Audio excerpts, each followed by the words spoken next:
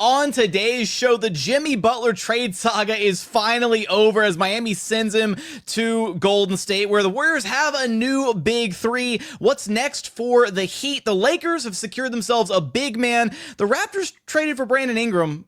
Okay, I guess. Who else will be on the move ahead of the NBA trade deadline? It's all coming up right here at Locked On NBA Game Night. When that final buzzer rings, you know it's time for Locked On NBA Game Night. All the post-game reactions to every game across the league, every single night, with insights only the hosts at Locked On can provide.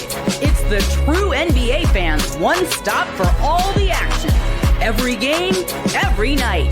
It's Locked On NBA Game Night. Tipping off now. What is up, and welcome to another edition of Locked On NBA Game Night, where normally we tackle every game every night. We've swapped out the games to talk about the trades because it is the NBA trade deadline. We got a lot of moves to talk about on today's show. I'm your host, Jackson Gatlin, also host of Locked On Rockets right here on the Locked On Podcast Network, your team every day. And joining me is my partner in crime from Locked On Heat, David Ramil. David, do you feel like the Jimmy Butler trade saga, it's finally over? How are you feeling, man? Relieved, disappointed, and satisfied all at the same time. It's a weird, conflicting, massive emotions for somebody who covers the team. I kind of envision you like Frodo at the end of Lord of the Rings, and you're like, it's done, it's finished, it's over. All right. We're going to talk about so many different, we're going to spend a lot of time talking about the Jimmy Butler trade, the Golden State Warriors with a new big three. How viable are they out in the Bay Area? What's next for the Miami Heat? We got a few other things to discuss later on. The Toronto Raptors making a move for Brandon Ingram, sort of weird. And the Lakers securing themselves a big man to go along with Luka Doncic and LeBron James. We're going to get to all of that and more on today's episode. We want to thank you for making Locked On NBA Game Night your first listen every single day. Now, today's episode is brought to you by FanDuel. Super Bowl 59 is here, and there's no better way to make every play more exciting than with FanDuel Sportsbook. New customers can bet just $5, and if you win, you'll score $200 in bonus bets. Download the app or head on over to FanDuel.com to get started. And where we're going to get started is focusing on the Warriors side of this Jimmy Butler trade. So the Miami Heat sending Jimmy Butler to the Golden State Warriors for Andrew Wiggins, Dennis Schroeder, Kyle Anderson, and a protected first-round pick. Dennis Schroeder is being rerouted to Utah, the Utah Jazz, and then TBD on what actually happens with Kyle Anderson. It looked like things were, the Heat were attempting to reroute him to the Toronto Raptors, and then that kind of fell through, so we're not sure what the truly finalized version of this trade is going to look like, I guess, or if Kyle Anderson will stick in Miami. But let's hear from Locked On Warriors first to get the Warriors side of things for this deal. I've seen some Warriors fans hate this trade, others love it. I'll tell you this, though, and someone in the comments of the show said it best, the Warriors are going to need a person to be in charge of keeping the Just for Men beard dye in stock because they have gotten older. Jimmy Butler heads to the Bay Area. He's going to team up with Draymond Green, Steph Curry, and company. That company does not include Andrew Wiggins, who is out the door. He's the main piece to this deal, heading to Miami, along with a first-round pick is sent out the door, Dennis Schroeder, Kyle Anderson, and Lindy Waters in what was a 5-team deal and brings a two-way wing playoff Jimmy Buckets, someone that gives you a legitimate second scorer when he is at his best, but this season has not been his best. Averaging just 17 points a game, his role was diminished in Miami. Look at it how you want. Whether Jimmy Butler is an aging star, now 35 years of age, and the Warriors just inked him up to an extra 2 years as they extended him for $121 million, you can look at it saying the Warriors just, what did they do to their future? They are stuck with Jimmy Butler. If this does not work out, they now have an aging star when they could have done something in the offseason. The other take is, well, they needed to do something. This team was stale. They needed a shakeup. Dunleavy definitely gave them a shakeup. And if Jimmy Butler is as good as he's been in the past and is ready to play for Golden State from day one and helps them get into the playoffs, forget the play-in, then we'll see what happens. But how does it look a couple of years down the road as he is now on the same timeline as Steph Curry and Draymond Green to finish this thing out? It's the Warriors' new big three, And don't forget about Jonathan Kuminga. And you still have Pajemski, you still have Moody, and still potential chances to make another deal is Kevon Looney and Gary Payton's expiring contracts are yet on the team. However, you would have to imagine the fact that they just got rid of 4 players for one. You can't see any scenario where they again go 2 for 1 to try and bring in someone else. But we will see.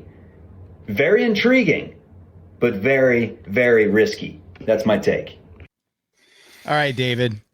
Well, we're focusing on the Warriors side of things here. From the jump, how are you feeling about this trade for Golden State? Unsure, to be honest with you. I think on the surface, it sounds like a good deal. Jimmy can help. I'm just not sure that we're going to see the version of Jimmy Butler that so many people are accustomed to, which is why Miami was reluctant to pay him in the first place. I don't know that that's ever going to happen again. We're kind of banking, everybody's kind of banking, whether it was Miami or another suitor, Phoenix, etc., on getting the version of Jimmy Butler that we saw a couple of seasons ago, like almost 3 seasons ago, when he helped carry this team to the NBA Finals. He's been good in spots since then, but he was also injured for a lot of last season. He was also injured last year when Miami was in the play-in tournament, despite having him on the roster. And that's where they've been the last couple of seasons, is a play-in team during the regular season, despite having Jimmy Butler on the roster. They just haven't been that good. He is not the kind of player or performer that can carry a team during the regular season to the kind of heights that we've seen him carry a team in the playoffs.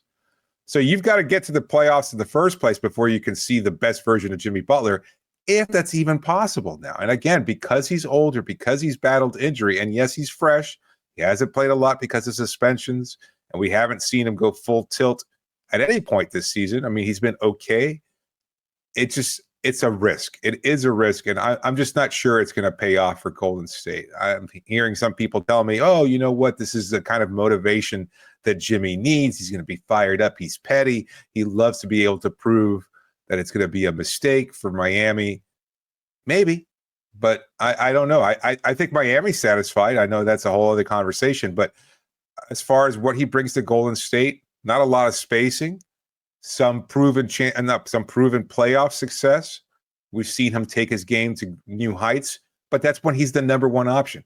He ain't going to be the number one option in Golden State. That's not his role. He's going to be playing alongside Steph Curry, and how he does that is going to be an interesting factor in whether or not they're able to achieve the kind of success that a lot of Warriors fans might be hoping for. So I'm not bullish on it.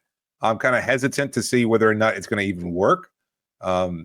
And yes, it's a lot of money for an aging star who might not be able to create much of a difference, and not in any kind of tangible way during the regular season. And if you're not able to get into the playoffs in the first place, then it's all for naught. So I'm not sure that it's going to work out for Golden State.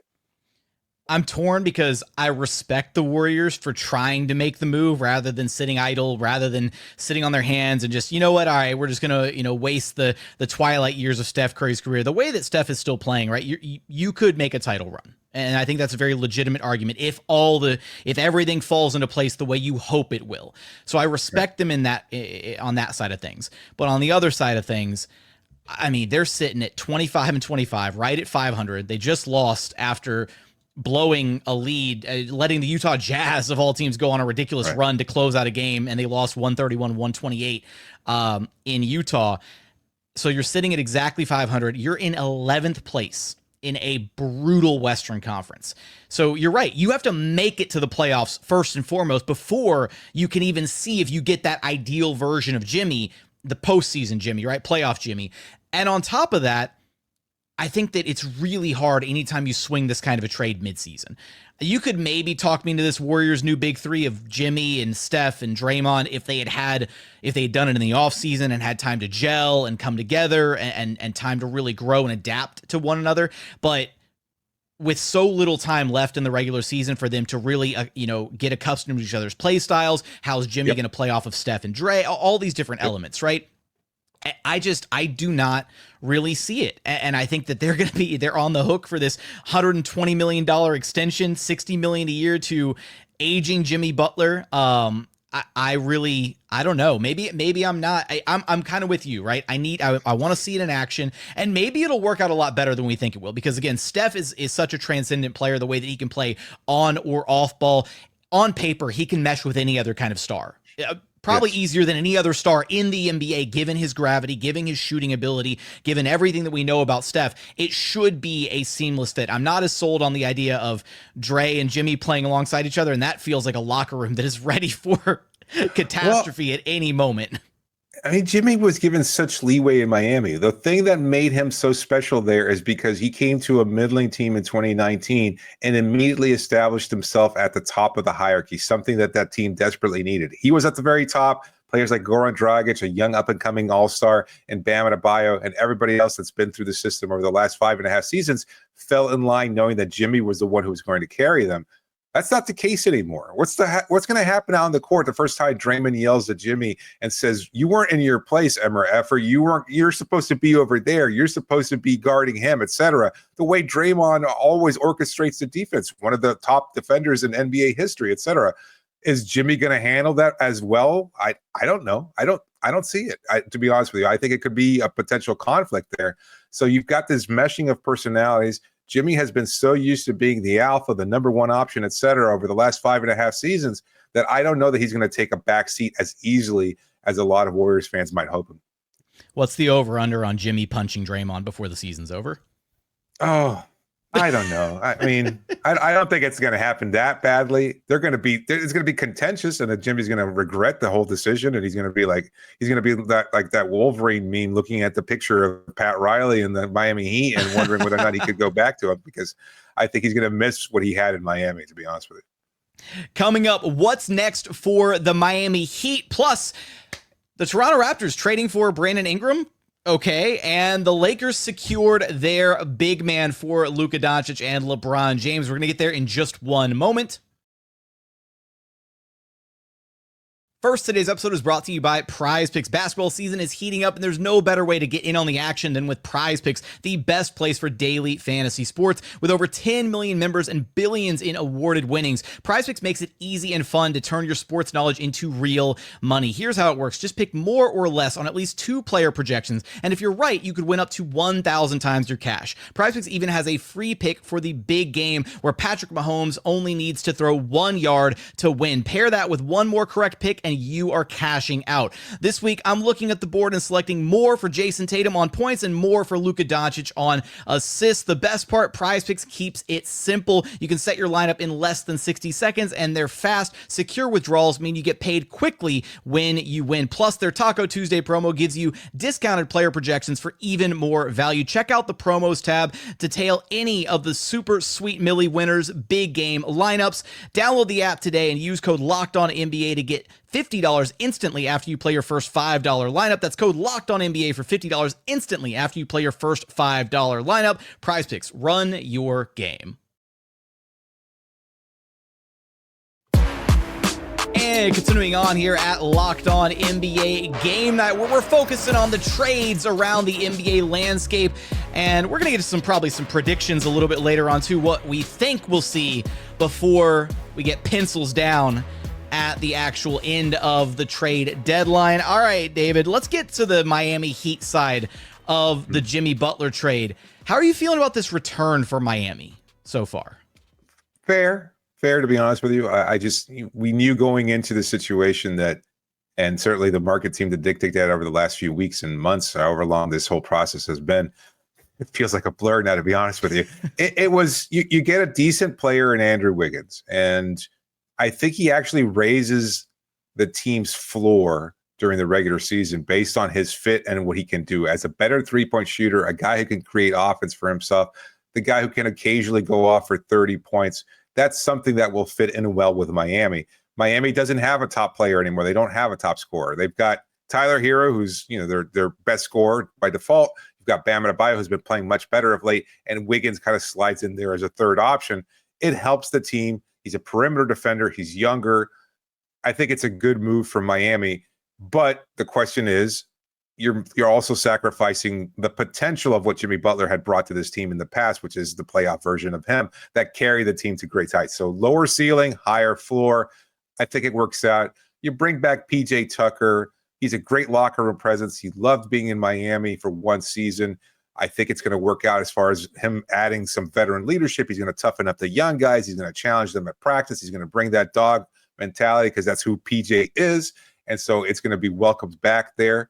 I don't know that he's going to play much, but it's fine to have him on the roster. And as far as adding Slow-Mo Anderson, I think that's going to be fine as a wing player who can occasionally have some nice moments here and there, although I'm not sure that they're going to keep him on the roster or they're going to have to cut somebody, and they were already showing a willingness to trade him elsewhere. As you mentioned before, there was a deal in place with the Toronto Raptors, and that fell through, presumably because they turned their sights to Brandon Ingram instead. So for the Heat, it's a good move, fair return. You get the draft pick. You get the young player. You were never going to get everything you wanted. And Miami wanted some young up-and-coming players. They wanted some draft picks, and they also wanted some flexibility for 2026 when they view free agency as being a potential option for them to improve their roster, perhaps even get their superstar. That seemed like a bad plan because, who knows what happens with free agency. We've seen teams in the past clear cap space, and it hasn't worked out for them. And so that wasn't realistic that they were going to get all these things for an aging Jimmy Butler with these contract demands, et cetera. So I think it's a good return for Jimmy Butler because you had to move on from him. That situation was just untenable at that point. You couldn't have that presence in the locker room. And I think a lot of the players now feel a great sense of relief that it's finally over, not as a personal slight or any kind of animosity towards Jimmy, but you just don't want that presence around a guy who's not happy being there because that just ruins it for everybody else. Really quickly, just to make sure I get this correct, the first round pick that is being sent to Miami, I believe it's the 2025 is top 10 protected, then it's top 10 Correct. Protected the next year as well, and then it goes to fully unprotected if it doesn't convey in either of those 2 years, right? Correct. That's exactly right. Yeah, that's I feel like that's pretty solid value, all things considered. The Warriors kind of hedging a little bit in case things go awry this season or next. So they're not fully sold on not being in that lottery area, depending on if this Jimmy thing blows up in their face. I think the hard part, right, for Miami is, so obviously you've got a lot of great kind of complementary players and you lose having that top dog. You don't have a top guy anymore. So where do you go from here if you're like, do you expect Pat Riley to make any more moves at the deadline or ahead of the deadline, I should say? I don't know. I don't know that there's a lot of moves to be made. I think with Miami and with Riley, the mentality is always to try to get that superstar. You know that they were active in trying to pry KD out of Phoenix. And there's still a path to that happening, although it seems a lot less likely. The move was always if Phoenix couldn't move Bradley Beal, then they wouldn't be able to acquire Jimmy Butler. And if they're not able to acquire Jimmy Butler, then perhaps they move Kevin Durant. That was the hope for a lot of Heat fans. We talked about it on our recent episodes. At the same time, KD hasn't asked for a trade. There's other teams out there that might want KD, and there might be a more palatable situation and might be able to offer Phoenix more if they're willing to move him at all. And I just don't think that's the case. So other than that, I just don't know that there's another superstar to add. And they're actually a pretty good, deep team right now. They just don't have a high ceiling. As you mentioned, they don't have that superstar to vault them into real contention, but they could be a dangerous team in the Eastern Conference. They could maybe be a second-round exit. Who knows? It's a lot of it depends on whether or not Wiggins can be that kind of player. But I'm expecting him to be a good fit and be motivated to help carry this team to some degree. I don't think he's ready to be that superstar. He's just never been that player. And I don't expect him to be that in Miami, especially with the established players like Hero and Bam already on the roster. But it's a good move overall. And again, they don't have that star. That's the next path for them. They're just not going to be able to acquire anybody by tomorrow, at least not in my I don't expect them to be able to acquire anybody anyway. It feels like more of a problem for, this is going to be something that you have to revisit in the off season, right? But how do you take a team that is, has a ton of depth now, right? And has a chance to be kind of a sneaky kind of dark horse team now in the Eastern Conference, right? A lot of talent, no clear number one guy. Well, Tyler Hero, your number one offensive option, but no clear top dog on the roster.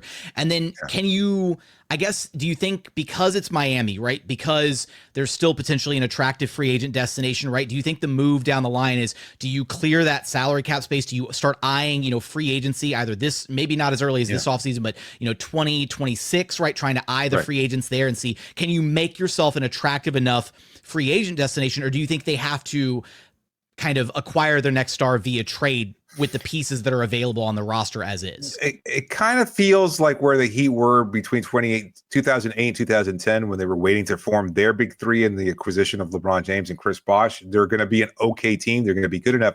But you look at it, if you're for a superstar and you're looking to join a team that you could help vault into contention, Miami's a great fit because you've got great coaching, you've got stability, you've got the front office in place, and you do have, as you said, all these kind of role players to kind of back you up, and high-level role players, all-stars in Tyler Hero and Bam Adebayo, guys that know what to do, young players like Khalil Ware, who's thrived lately, was just recently named the Eastern Conference Rookie of the Month, et cetera. So you've got a nice complementary cast around them. It's just a perfect slot for a superstar to slide in and say, okay, now it's my team, and now I've got everybody else behind me. Now we're vaulting into contention.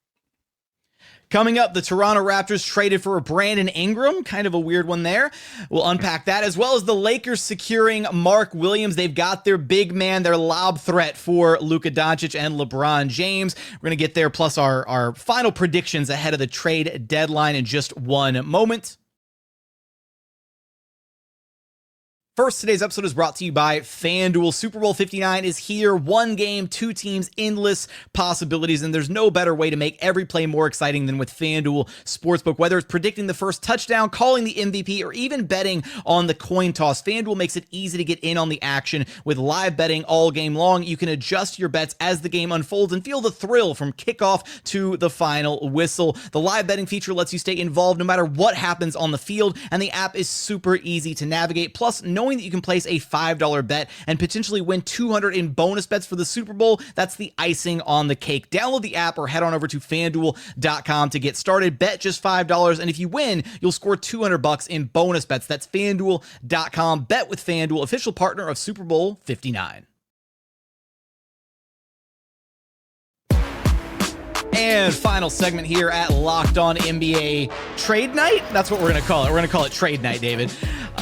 We appreciate you making us your first listen each and every day. For your second listen, go check out Locked On Heat for all the updates on the paths moving forward for the Miami Heat, or come check out Locked On Rockets. That's what I host. The Rockets, kind of a quiet trade deadline. They picked up Jaden Springer, not a bad acquisition, but overall a quiet deadline for the Rockets to this point. Let's get to our next big trade. The Lakers trading Dalton Knecht, Cam Reddish, and a 2031 unprotected first-round pick and a 2030 pick swap to the Charlotte Hornets for Mark Williams. The Lakers got their big man, David. I think it's a great move. I've seen Williams a lot in Charlotte, a divisional rival of the Heat. He's athletic. He's an above-the-rim player. He can block some shots. He'll finish, at the rim pretty easily. He's a good passer, good free throw shooter. A lot to like there. And again, the pairing with Luka Doncic makes it all that much better because he can unlock a lot of the potential there, give him some easy buckets. And they needed a big man, an interior presence, especially with the loss of Anthony Davis. So I think it makes a lot of sense. It's tough to give up in terms of the draft picks and also Knecht, who had shown some promise as a rookie. But overall, I think it's a really good move. And I don't know. I'm not ready to say that the Lakers are a contender just because they have the two stars in LeBron James and Luka Doncic, but they're better today than they were yesterday, and that's a start. I think it was really important for them to find somebody that could be a really strong backline presence too, because obviously the big issue here for me with this Lakers team, we're going to have to see it play out. There's so many what ifs. Like there was so much movement around this trade deadline, David, that there's so many different teams that I cannot wait to see play in action. Right? We got tonight. We're talking all the trade deadline buzz, but we saw De'Aaron Fox's debut for San Antonio. We saw Zach LaVine's debut for the Sacramento Kings, and man, the Kings got whooped. And De'Aaron Fox looks really good in the Spurs jersey. So that's our quick TLDR on those two guys. But there's so many different variables at play here. And the big one for me is, LeBron and Luka on a team defensively together. We know that both of those guys, LeBron maybe a bit more so than Luka, are capable of locking in defensively when needed. But for the most part, these guys are like turnstiles defensively over the course of a 48-minute basketball game on most nights. And so to have Mark Williams now, kind of patrolling the back line there, able to, funnel players into him offensively or defensively, I should say, is going to help them out a ton. I wonder what other names were maybe on Rob Pelinka's radar. I swore it was going to be Clint Capella. I thought Clint Capella from the Hawks made too much sense for the Lakers here. Yeah, that's a good point. I don't know what Atlanta was asking for. They've been talking about moving Capella for a while now and just haven't seemed to found the right deal. It would have been a nice fit there as well. But in Williams, you got a young player that you can kind of mold alongside Luka. So I think it's a nice addition there. And we're kind of discounting also the move they made earlier this year, adding Doe, a guy that Luka likes a lot from his time in Dallas, Dorian Finney-Smith, a nice wing defender, a guy who could stretch the floor a lot. I think it's that he's going to play a pivotal role in kind of helping shore up some of that perimeter defense. But now with Williams as your backline defender, as you pointed out, it's certainly nice to have somebody who can alter some shots at the rim as well. Absolutely. I mean, hey, look, I'm not ready to crown them legitimate contenders by any stretch. Right. Want to see it in action first, but this was the first big domino that had to fall. Can the Lakers secure a legitimate starting caliber big that is complementary in the areas that they need him to be? Mark Williams checks all the boxes, right? Excellent rebounder, can play above the rim. He's a vertical floor spacing lob threat that complements both Luka and LeBron as a pick and roll partner. He's going to clean up their defense, which is what they were going to sorely be missing in the loss of Anthony Davis. So I do really like this trade for the Lakers, despite the really steep price point out there. And again, it feels like maybe they could have had a cheaper option elsewhere, but I kind of do like them really saying, no, you know what? We're going to invest as well in the future in Mark Williams. He's young enough and moldable enough, like you said, that I really do like this trade. Now, a trade that I'm confused by is the Toronto Raptors trading for Brandon Ingram. They're sending out Bruce Brown Jr., Kelly Olynyk, a first-round draft pick, and a second-round draft pick to the New Orleans Pelicans to acquire Ingram. I don't get this move for Toronto at all, David. This feels like I don't even know what it feels like, because I thought Toronto was, there. I mean, look, you look at the standings out in the Eastern Conference. Where are they at? They've gone like, what, 16 and 35. Maybe there's this hypothetical fairy tale play-in push that they can go for.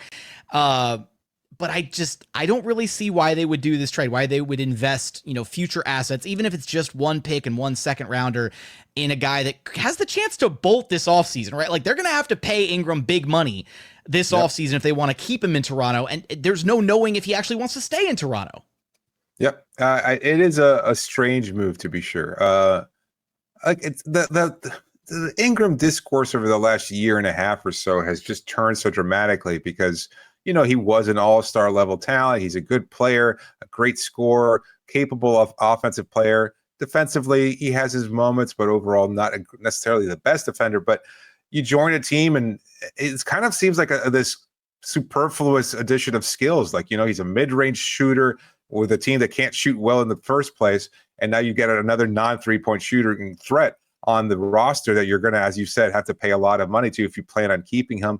So I don't know. I don't know how he's going to help this team in the short term, and you might not have him beyond that. So while it's not much of a package in order to acquire him in the first place, I just don't know what the purpose of adding him is unless you view him as a long-term piece and you're willing to pay him the kind of money that he expects he'll get as a free agent.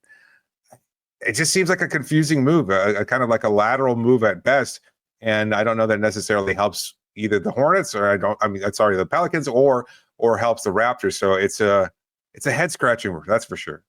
I think for the Pels, I mean, if this is the most value that they thought they could get for Brandon Ingram at this point, again, where, teams, risking him walking for nothing this offseason if he doesn't want to stick around in whatever location he gets traded to, walking away with a first round pick and a second rounder. And then, maybe they decide to do something. Maybe they want to flip Bruce Brown or Kelly Olynyk down the line. Maybe that's some additional value that you can get out of this trade. I think it makes a lot more sense for the Pelicans than it does for the Raptors, honestly, with kind of their timeline and how things were progressing in Toronto. But for more on both of those trades, be sure to go check out Locked On Lakers, go check out Locked On Raptors. Before we wrap this one up, David, what is a move or two, or what are some teams that you think are in need of a trade before the deadline concludes?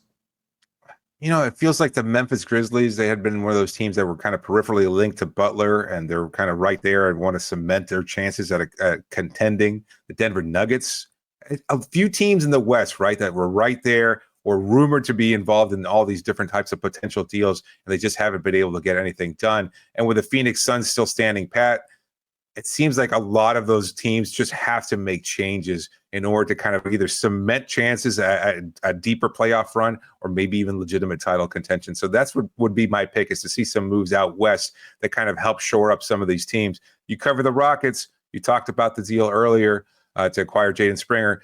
I don't know if they're capable of making a move, but I mean, they seem like one of those teams that would be poised to try and make some kind of addition before the deadline passes. It feels like the targets that they had been kind of monitoring throughout the season have all become unavailable all of a sudden. Sure. De'Aaron Fox was one name that they were paying a lot of attention to, and now he's in San Antonio. Kevin Durant was another name, and also Devin Booker. You know, they're eyeing both of those names with the Phoenix Suns, trying to figure out what the move is there, but it seems like the Suns are intent on not making any moves, which is about the worst situation you could be in if you're the Phoenix Suns, because you basically blasted it out there all season that you wanted to move on from Bradley Beal. He's the worst contract in the NBA. You were trying to move on from him. And then because you weren't able to move on from Bradley Beal, just kidding, right? You know, hat trick, whatever. And then suddenly you're like, we're listening to offers on KD. So now you've got a disgruntled Bradley Beal, a disgruntled Kevin Durant, who you've been listening to offers for however long now, the last week or so, whenever they open up the phone lines, and Devin Booker in his prime, who, you know, you're wasting away. This is a messed up situation for Phoenix. And now their whole mentality towards it is essentially, oh, we just hope they play better post trade deadline. We think they're good enough. We just hope everybody plays better. How screwed are the Phoenix Suns, David? Yeah, screwed seems a little harsh considering they do have still that glut of talent there at the top, but they needed to improve. They needed to make some changes in the periphery. They still have Yusuf Nurkic. I mean, that seems like they traded Nurkic for Jonas Valanciunas, right? That's one of the deals that was taking place earlier. Oh, no. Valanciunas is going to that. We missed that one, but no, Valanciunas is headed to the Kings. So is Nurkic still on the roster then? Did I totally miss that? Yeah. No, Nurkic is still available unless we missed a trade. But I don't know. Sorry. It's been kind of a whirlwind. So yeah, so my bad. I thought maybe he had been moved. I was trying to remember this on the spot here, but no, yeah. I mean, you've got to try to move on from him. You got to try to be able to add some quality depth there if you really think that you have a legitimate chance at title contention. This roster's only getting older and Booker's only getting more frustrated. So I wouldn't doubt if he requests a trade at some point in the near future too. I'm gonna add one more bold take in here. I think we see a Julius Randle trade before the deadline. I don't think that situation works. I don't think it's tenable. Maybe a swap for Miles Bridges. Maybe. I don't know. I don't know what else the Wolves would have to include to entice Charlotte. I don't think it would be like a straight 1-for-1 swap, but maybe something akin to that. Just because I just don't think the Randall fit in Minnesota is going as according to plan as everybody had hoped. Maybe a lot of us going into that trade thought that it was going to be a disaster, but it's had its moments. It's looked okay. I don't. That's going to be my bold take leaving this episode. Is I don't think Julius Randle is a member of the Timberwolves post NBA trade deadline. You got anything you want to hang out there before we leave, David? No. No spicy takes to wrap this one up. He's emotional. Sorry, guys. He's emotionally exhausted from the Jimmy Butler saga. That's what I just don't know. I mean, look, we just saw a blockbuster trade for Luka Doncic, something I didn't think was ever going to happen. I don't know. We could see a lot of movement tomorrow or absolutely none at all after what's been a really busy trade deadline already. Rockets are going to swoop in at the 11th hour for Kevin Durant. You heard it here first. There we go. I upped my spicy take. All right. With that, we appreciate you guys for tuning in to Locked On NBA Trade Night. For your next listen, go find the Locked On show for your favorite team. Until then, we will catch you guys on our very next game night.